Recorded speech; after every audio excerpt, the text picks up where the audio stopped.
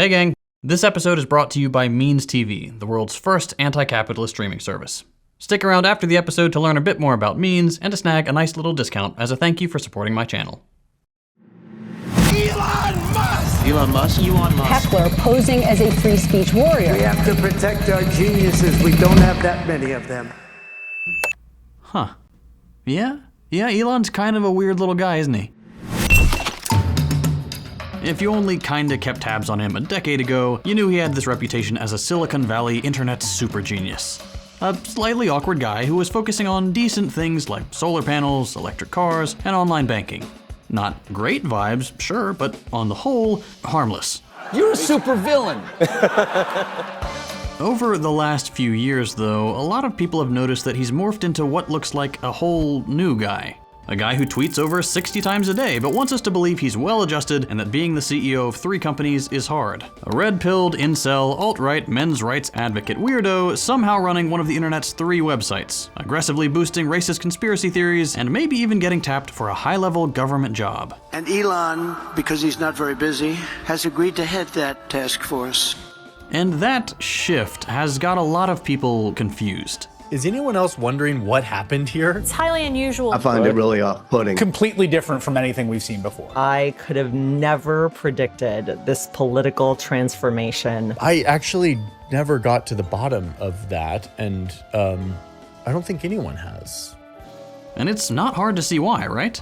Over the years, Musk has pitched himself as everything from a progressive on climate policy, to an independent, politically moderate humanitarian, to a centrist who believes an anti-civilizational woke mind virus is a real thing, and most recently, as one of the most prominent bankrollers of the far right. But if this is confusing for some people, for others there's a simple explanation behind Musk's hard right turn. It's the insane amount of time he spends on Twitter, or the pandemic, or his daughter's transition, or a pro-LGBT law in California, or that time everyone found out he assaulted a flight attendant, or how he just keeps getting divorced and then loner posting. If you start searching through the last few years of headlines, there's about a dozen theories trying to explain how Musk suddenly became this guy. But I think they might all be wrong. I actually don't think there was a radicalization moment for Musk. No, I think everything coming out of his mouth today is a direct result of an ideology he embraced well over 20 years ago. In fact, if we rewind a few decades, we might actually get a concrete explanation for what's behind all of Silicon Valley following Musk into crypto-fascist land. We need to talk about Silicon Valley's politics.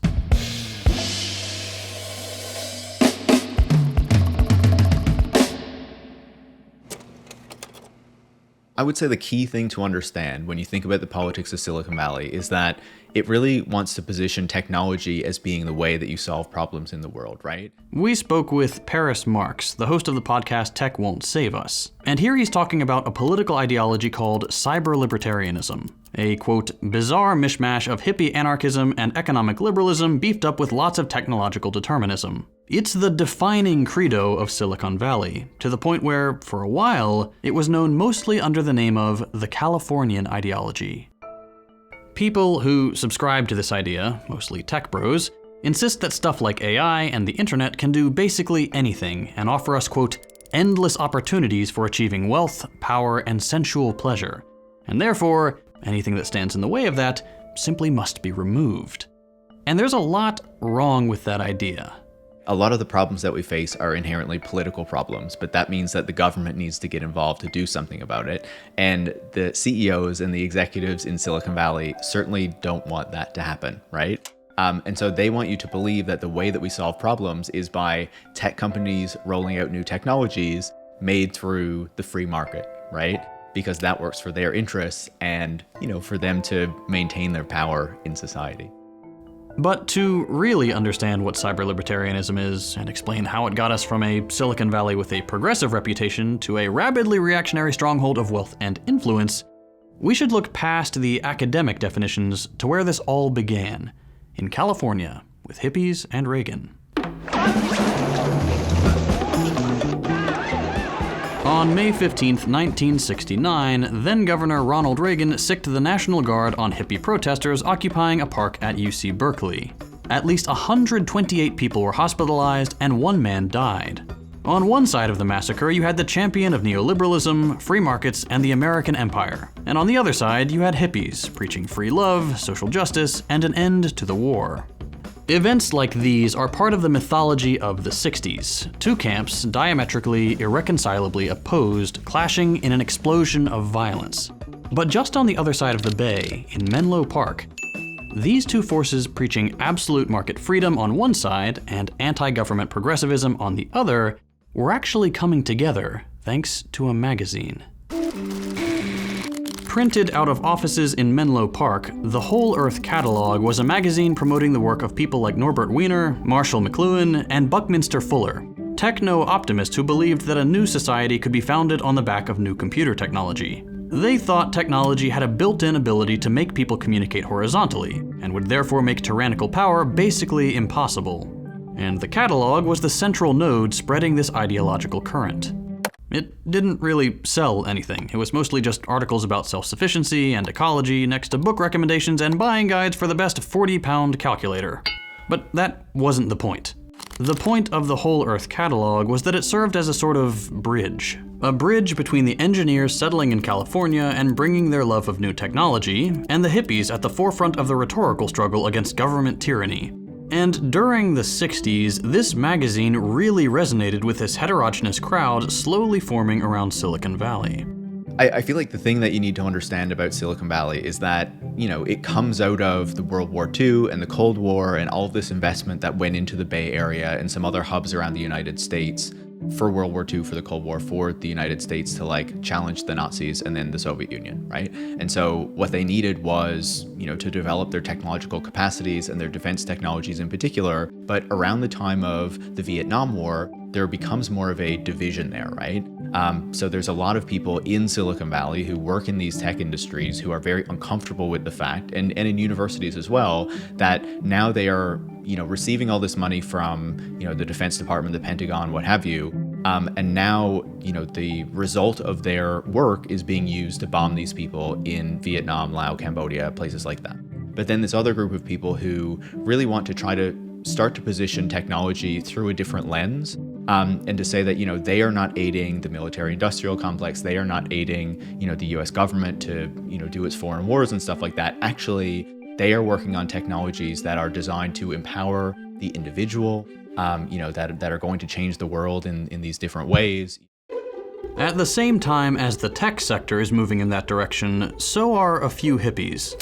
750,000 hippies, actually. Mostly white, middle-class young adults who, in the late 60s, left the cities and suburbs in droves and headed straight for California, Colorado, and New Mexico to establish collective communes. The aggressive determination of hippies to start a new society has made its mark upon San Francisco's Haight-Ashbury. While the hippies generally opposed technology, the idea of a utopia founded on decentralized communication that flooded the pages of the Whole Earth Catalog was actually appealing to them too.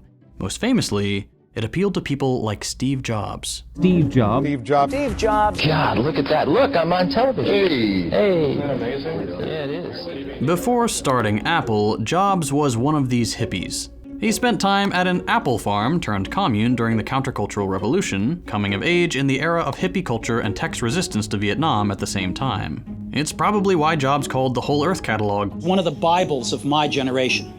But this wasn't just happening with a few people here and there. By 1995, these beliefs had basically become the official ideology of Silicon Valley.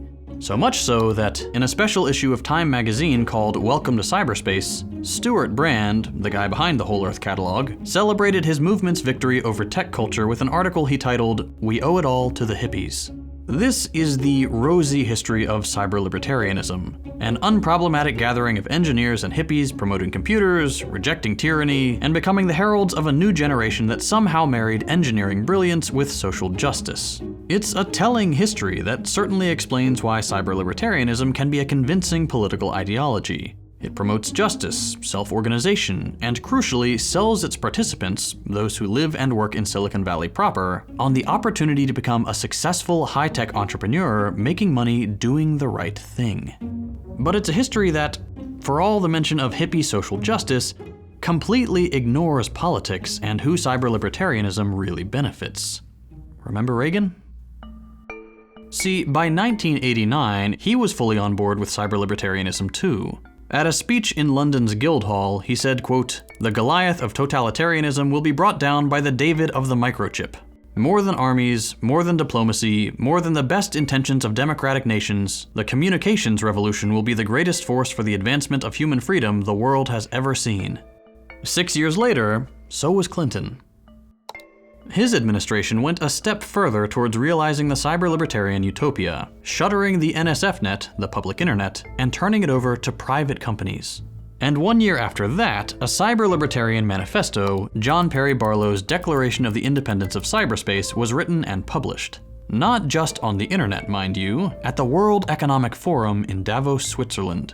For a movement pitching itself as a revolutionary counterculture at the vanguard of true freedom, this kind of institutional support from Reagan, Clinton, and the world's wealthiest individuals might seem a bit odd. But it's not. And you can see why in Barlow's manifesto.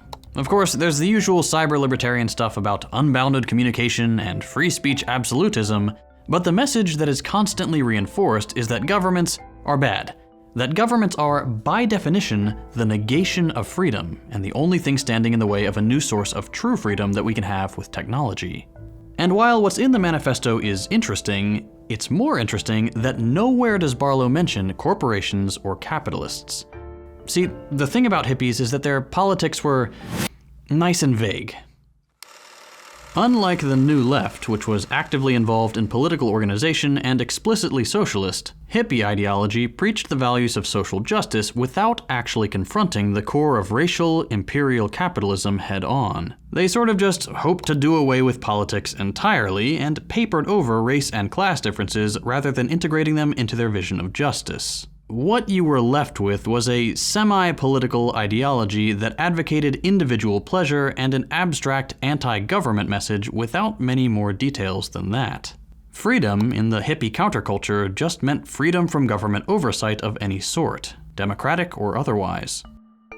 And this really appealed to cyber-libertarians who were looking for a way to reject government tyranny, but still keep the privileges they got from their comfortable status in the capitalist hierarchy.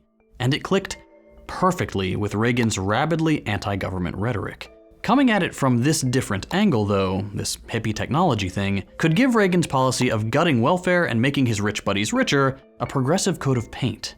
While cyber-libertarianism could adopt the aesthetics of rebellious progressivism thanks to the hippies, it could also, without ideological contradiction, be completely compatible with the neoliberal definition of freedom, the idea that coercion is something only the state can do. Neoliberals could look progressive, and tech companies could get the government's support with neither side needing to compromise on any of their principles thanks to the idea that technology was a magical fix for any political problem. And the effect of this harmony between a vague definition of freedom but radical aesthetics is that it takes perfectly reasonable progressives, who would otherwise be completely opposed to neoliberal market reforms and the dismantling of useful public government services, and tricks them into embracing neoliberal politics by dressing it up in the language of digital freedom. But the thing is that all of this is bullshit. Neoliberalism and its cyber-libertarian variant has never been about getting rid of government, just twisting it to suit corporate purposes.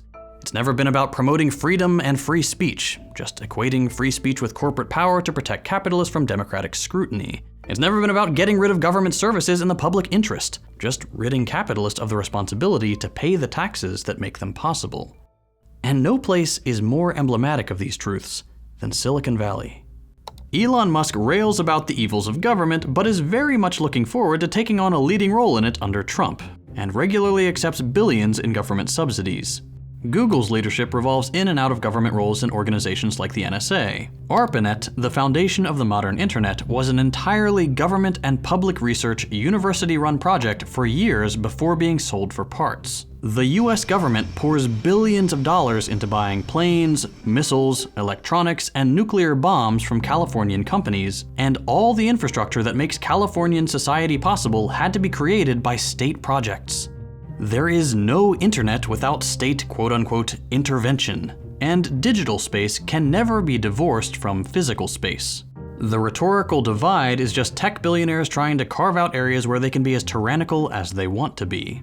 Musk preaches free speech from every rooftop, but since he's taken over Twitter, he's had his engineers boost his own tweets by a factor of 1,000, complied with more government censorship requests than Twitter used to, launched defamation lawsuits against those whose speech casts him in a negative light, arbitrarily suspended left-wing users and journalist Twitter accounts, and throttled links to news sites he doesn't like the New York Times.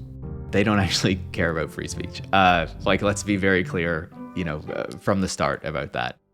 What they are interested in is ensuring that people on the right and people on the far right, people who have very bigoted opinions, people who are very clear racists, can say whatever they want and will not feel any degree of pushback or consequences for that. Under the cover of decentralized networks and open source tech, cyber-libertarians like Elon Musk paper over the fact that their wealth, connections, power, and control over our lives completely dwarf the small amount of power any one of us has. Creating these online spaces without democratic oversight is an opportunity to disguise their power trip as free speech, and it's always been intended as such. In the Cyber-nomicon, another one of these cyber-libertarian founding texts, Timothy May doesn't mince words about this. Cyber-libertarians are explicitly anti-democratic. They want a space where they make the rules and can wield their privilege however they want. And what they want is to keep their power, and the best way to do that is to keep insisting that they are the true defenders of freedom and distract from all the awful problems we know come from tech billionaires. Instead, they'll now pin the blame for all society's ills on those without power. Elon is fully obsessed with the white nationalist declining birth rates in the West thing, and by all accounts has turned Twitter into an unusable Nazi safe space. He is one of the loudest voices against immigration and a huge fan of all the associated racist dog whistles. This racism, too, has been part of cyber-libertarian thought since the beginning. I was talking about how, it's not a new industry. It emerges from World War II and the Cold War, but there was the foundations of it long before that in the Bay Area. Stanford University, its first president was a eugenicist, a very prominent one. And these ideas have been promoted at Stanford University for a very long time, and it was one of the hotbeds of eugenic thought, for years. And within the tech industry, with this engineering mindset that they have, these sorts of ideas are not completely uncommon, I would say, to put it charitably. Again, in the Cyber-nomicon, May asks if the cyber-libertarian vision for the internet will help racists, and he's pretty enthusiastically cheering on the idea that yes, it would. The Aryan nation in Germany could use a privatized, deregulated, decentralized internet to organize. For May, these are just a group with different beliefs from the local majority, and so reducing democratic oversight of their genocidal ideology is the same thing as freedom. Cyber-libertarians don't think historical baggage matters. But it is a fact that wealth and privilege accumulate. Racism and sexism are built into our societies and institutions. We can fight that, politically, but that would involve democratic processes and the government. And anything that makes those things more legitimate is a threat to tech billionaires. Basically what we see right now is the tech industry trying to cement its power, trying to make sure that it won't be held to account as it increasingly tries to breach labor regulations, breach environmental regulations, and things like that. But also to make sure that they won't be effectively taxed, right? And that is a big part of the reason why they're not just embracing the Republican Party, but right-wing and extreme right-wing parties around the world, because they want to evade the type of regulation, the type of antitrust and competition scrutiny that, say, the Democratic Party or more centrist and progressive parties around the world are, threatening the tech industry with or even moving forward with. If your only political beliefs are that technology can solve problems on its own, that democracy is a sham, and that disruption is always inevitably good, you very easily fall into a horrible place. A place where wealth and power and privilege consolidate, where democratic power is hamstringed, and the bigoted club of a few self-important tech billionaires takes the reins. If your only definition of freedom is, I can do what I want, and not society should be a place where we look out for each other so we can all thrive, you get little tech kings running the show for them and their powerful, racist friends, convincing you that because they can do whatever they want, it means that you can too. But that's not how it works. Their freedom doesn't trickle down. As I mentioned at the beginning of the video, you can now find Second Thought on Means TV, the home for worker-owned entertainment. I've been working with the team to bring on a bunch more creators, so stay tuned for some exciting new additions to the roster. If you're not already familiar with Means, it's a worker-owned cooperative and explicitly anti-capitalist streaming service. You can find everything from my videos, to original series like Means Morning News, to feature-length documentaries like Abby Martin's Gaza Fights for Freedom, with more amazing content being added every day. As you all know, socialist creators have to walk a fine line here on YouTube. We're always having to contend with age restriction, demonetization, and outright suppression, which for some reason, right-wing outlets never have to deal with. But now with Means TV, we're able to say things the way they are. No pulling punches, no beating around the bush to trick the all-seeing eye of the algorithm. Means TV gives us the freedom to make the content we really want to make and say the things we really want to say. There's even a community forum where creators can engage with each other and their fans right on the platform. And the best part is, Means TV is ideologically dedicated to supporting principled socialist content. As a little thank you for watching my channel, if you sign up with my link, you can get your first month 20% off. Or for an even better deal, you can opt for the annual plan and get 20% off the whole year. A full year of Means TV will run you just $88, which is like the cost of a single DoorDash meal these days. Every person who signs up using my link is directly contributing to the financial stability of my channel and the entire cooperative media project. None of this would be possible without the generosity of viewers like you. Both Second Thought and Means TV are entirely grassroots funded, and they always will be. So if you'd like to help support my work, consider signing up for Means TV using my link. It really does help me and dozens of principled socialist creators all across the platform. If you enjoyed this video, consider dropping a like. If you hated it, a thumbs down. You can check out my other content by following the links on your screen. Thanks for watching, and I'll see you next time.